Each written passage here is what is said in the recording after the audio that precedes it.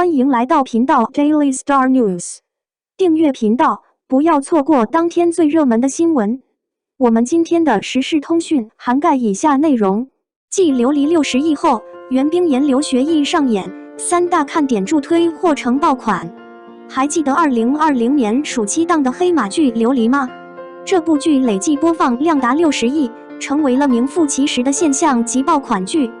2年后，袁冰妍又带着全新古装虐恋剧《落花时节又逢君》回归，3大看点吸引了不少粉丝关注。流离开播前，很多人并不看好它，毕竟主演袁冰妍、程毅、刘学义、张雨绮的人气摆在那儿。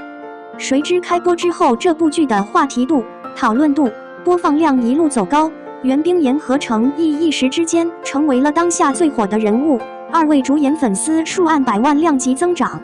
走红之后的程毅立马搭档国民闺女杨紫演绎了仙侠剧《沉香如屑》，该剧暂定暑期档播出。另一边的袁冰妍也没闲着，次年6月就搭档刘黎男二主演了奇幻古装剧，目前该剧正在芒果 TV 招商中，上线指日可待。从官方最新释出的招商预告来看，《落花时节又逢君》可看性还不错，3大亮点助推或许有望成为下一个爆款。亮点1，演员阵容很讨喜。这部剧是由袁冰妍、刘学义领衔主演，敖瑞鹏、徐小诺、杨林、景妍俊共同出演。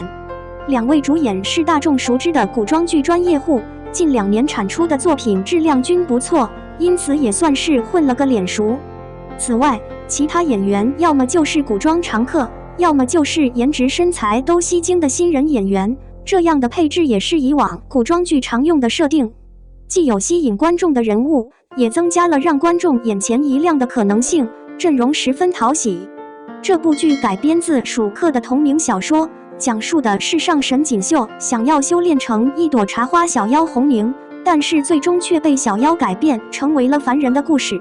由此可见，这部剧的主线算是围绕着女主展开，逻辑性还是能够保证的。如果编剧不魔改的话，是一部可看性不错的剧集。亮点2，虐恋剧情很上头。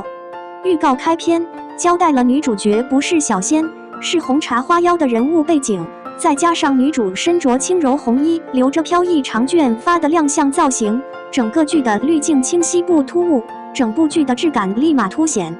有了看下去的念头，便有了评价这部剧的机会。随后，预告围绕着男女主虐恋情深而展开叙述。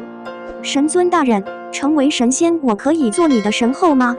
轻声细语的配音加之袁冰妍灵动的演技呈现，画面中红凝单纯的亲吻了神尊大人，2人的那种暧昧与美好刻画的传神起来。随后，2个人戴着面具过了一段还算美好的生活，然而这样的美好只是短暂的。话锋一转，神尊大人便与门当户对的女二成亲了。神尊大人违背了与红凝的约定。只见红凝跑至婚姻殿堂，哭着质问神尊大人，众目睽睽之下狼狈至极，只为讨一个说法。这样虐心的片段，看100次都觉得上头。有一说一，在这里的画面质感依旧是高级的，女一女二的颜值也都在同一水平。紧接着，神尊穿着一袭红色婚衣含泪杀害了红凝的父亲，难道是故意欺骗女主成婚，只为杀女主家人？这样狗血的剧情虽然无力吐槽，但是看着明明相爱的2个人却要相恨，内心还是咯噔了一下。经历了太多命运的不公，红凝转而变得强大，拔出利剑开启了花式复仇模式。神尊大人，情深缘浅，你自珍重。低沉的一句独白，诉说出多少无奈，这背后又隐藏着多少虐恋情节，让人不免好奇起来。既有浪漫的爱情情节，又有爽快的双强对打环节，整部剧的情节设定很多元的。而且从预告看，女主角的性格也是变得越来越讨喜，最后带着皇冠登基的画面让人看了十分愉悦。亮点3，剧作质量可期待。整部剧的质感不错，不容易跳戏，剧情配音也都很贴脸，让人越看越上头。其中最为突出的一点就是剧集服道化再现，当袁冰妍的新剧造型与流离时期的造型放在一起，区别就显而易见了。最为明显的是大婚造型，虽然一个是甜蜜式大婚，一个是战损式成婚，但是从服道画上还是能够看出分别。琉璃时期婚服稍显粗糙，做工刺绣和皇冠也显得不入流，妆容清淡，看不出亮点。但落花时节又逢君当中，袁冰妍的婚服颇具层次感，白线纹理刺绣更能够体现精美感，胸前、头顶的别致银饰造型相当吸睛，整个妆面轻重分明有立体感，整个造型都是更能体现袁冰妍五官优势的。